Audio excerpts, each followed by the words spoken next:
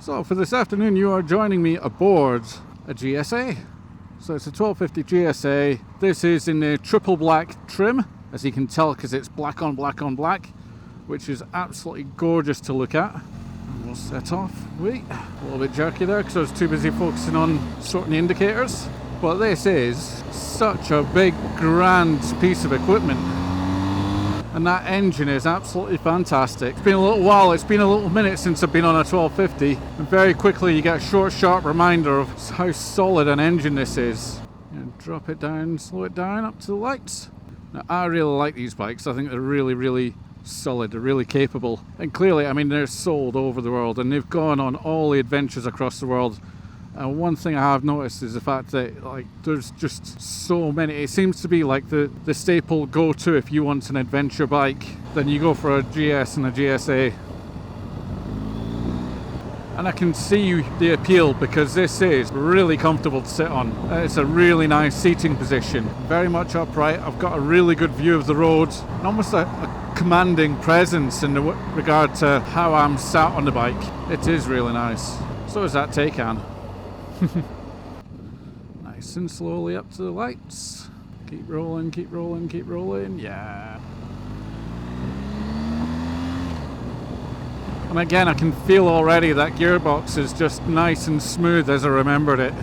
Just having a quick check to see if it had a quick shifter. I cannot see from here. I'll tell you what. Talk about planted. Now, this has the same tyres on that I used to have on my bike, so I've got quite a lot of confidence in the tyres, and we're not going to be testing it too much today, but little things like that are always a nice little thought in the back of your head, like a little reassurance that it's like slipping into an old pair of shoes.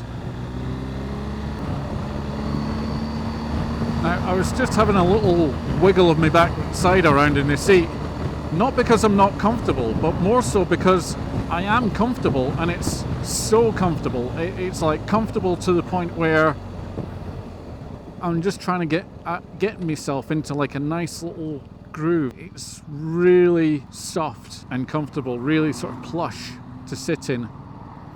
Again, little old things that you come to remember, especially when you're riding a 1250 GS, is when you put your foot down or put your foot out and your shin just gently catches the cylinders of the engine.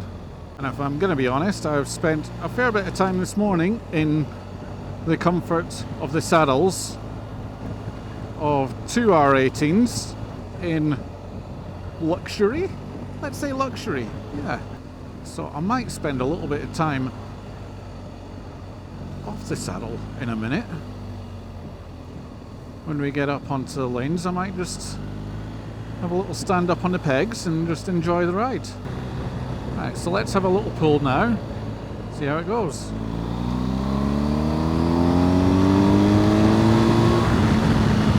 Yeah. That's enjoyable. So that was a nice little roll on in third gear pull. Might be able to stretch our legs in second gear this time. See how we get on. Oh, wow!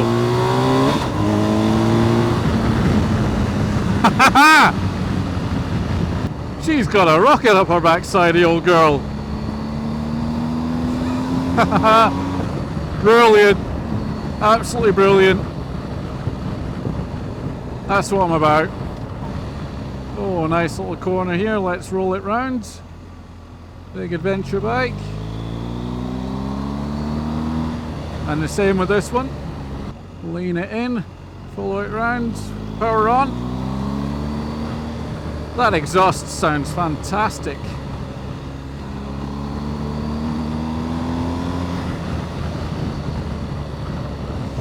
Oh yeah, let's get up on the pegs for a little bit.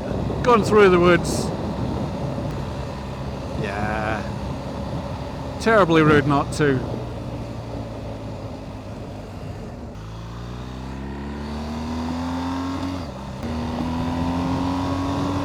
Now this suspension feels like it's just absorbing the road underneath me really nicely.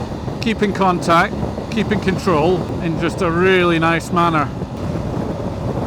Just to avoid a little bit of the detritus on the roads. There's detritus. So I feel like this is going to be the swan song of the 1250 GS and the GSA 1250s, all that lot. BMW are just on the cusp of launching the 1300, and then we'll see the bike probably with our own eyeballs when it goes to EICMA and then on to the Birmingham NEC. Hopefully they'll have a physical bike for everyone to look at by the end of the year, which I think is really nice, and it's carrying on where everyone left off really. The 1150, the 1200, the 1250, and then we'll have the 1300. So I'm really hopeful for the 1300 coming out. As much as this is a brilliant bike, and I almost want to say it's almost like Jekyll and Hyde. So if I just click it up into 4th, 5th, whatever, the bike is so sedate, so amenable. It's not gonna bite your face off. It's, as much as it's got the power, it's got the torque, it's got everything that you need to go around the world, and it's got a really meek and mild temperament. And I can ride like this down a beautiful road in a beautiful part of the country, and it's lovely, and it's polite, and it's well mannered. But if you want it to not be, then it does have the ability to be, I don't want to say a hooligan, but everything is there at your hands and at your wrist to be able to give it some when you need to. It's not ferocious, it's not like an animal, but it's there when you need it, which is exactly what you want. If you need to overtake something, if you need to just put down the power, it's there, and by crikey it's there, and it's there in handfuls and wristfuls. I can see why it is such a popular choice for the adventure rider. Yeah, she's got a little bit of a weight to her, and she's got a presence, and she's got the ability to take up a section of road quite easily.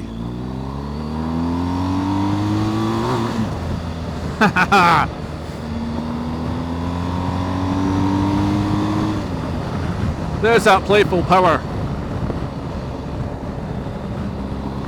That enjoyable, usable, functional power.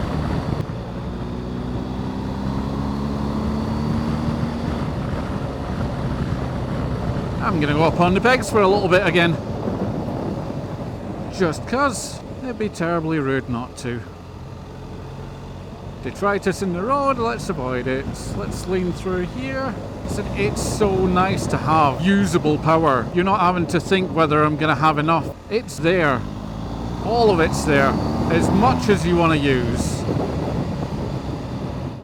So a few thoughts while we're parked, just because I can. I like the fact that it's a 1250 with the weight down low. And it is, you can feel it when you're handling things. But what a cracking day it's also turned out to be. Another thing I want to just quickly point out is how they've spec'd this bike. There's lots of the option 719 stuff all over the place. So we've got the billet mirrors, we've got the billet reservoir cap, 719, option 719 on the cylinder heads. It's just a really nice aesthetic, really nice feel, really nice touch to the bike. It makes it feel a little bit more special, just a little bit. Even the levers have billet. It is really nice.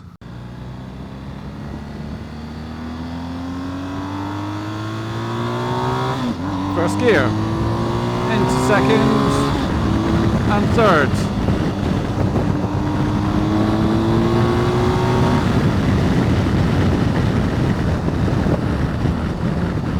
She carries her weight so well, so well.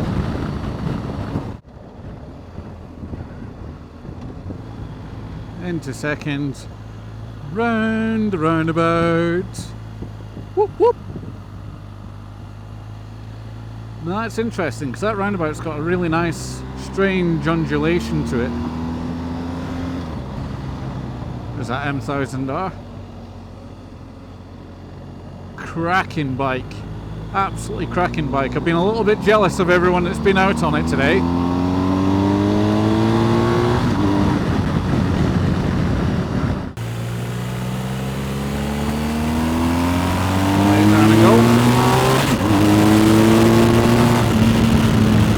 go, baby, go.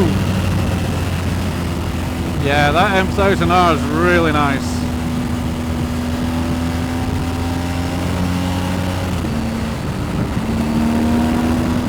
But the GSA is still exceptionally well-mannered on these roads.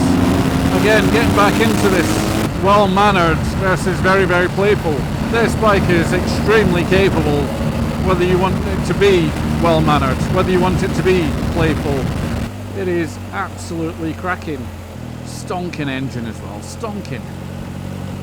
I'll lean it right way around, look at this guy, and I'm right with you, buddy, and up we go.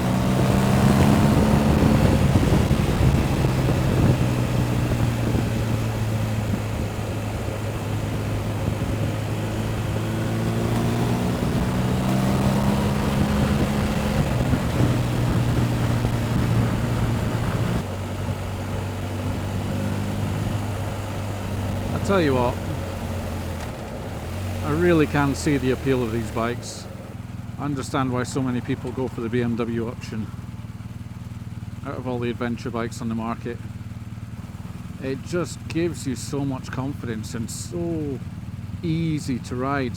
Even though it's big and heavy and wide, it feels like you're, I know I ride a big bike, but because the weight's so far down low, it doesn't feel top heavy, and it feels like you've got a lot of control over the bike, which is absolutely fantastic, and it's exactly what you need if you're going to be going on different tracks of road and stuff like that. This has been a really, really nice introduction to BMW's adventure bikes, the GSA, the GS range. I'm very familiar with the 1250 engine now, but this has just been enjoyable. It's been a nice, relaxing ride. I cannot complain in the slightest.